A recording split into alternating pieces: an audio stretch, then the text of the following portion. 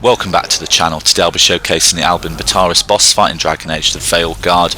The boss itself isn't too difficult, but he does summon a lot of enemies, which can be quite frustrating as they interrupt your attack. So we start off by using our special attack, which deals damage to multiple enemies, and we do the same with our companion special attacks.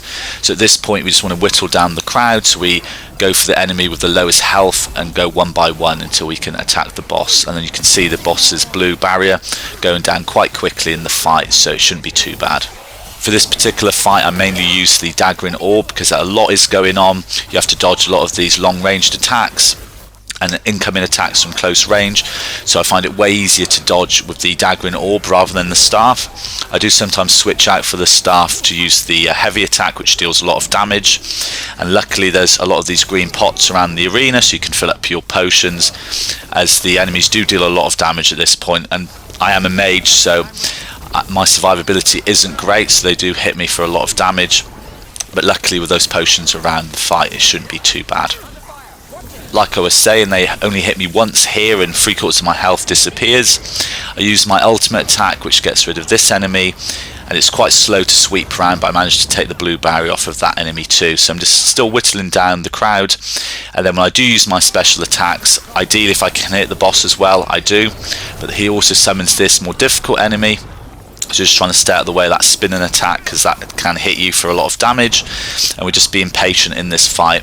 Keep making sure to use our companion special attacks, because again in this you can just focus on yourself and forget that those have come off cooldown. The enemy gets staggered, so I find it a good opportunity to change to the staff and try and get some heavy attacks, but the boss actually interrupts my attacks. So this is why for this particular fight it's better to have the dagger and orb, because you can actually dodge way quicker and also use those heavy attacks that can't be interrupted as easily. So we're just getting rid of this other enemy, and now we can focus on the boss. He will actually summon more enemies later in the fight, but we're actually going to just ignore them. We get off our companion special attacks hopefully when they come off cooldown here, and then we are just blocking him into the corner. He's not really doing much, and you can see his health going down very quickly. So when there's no other enemies here, it's actually a very easy fight.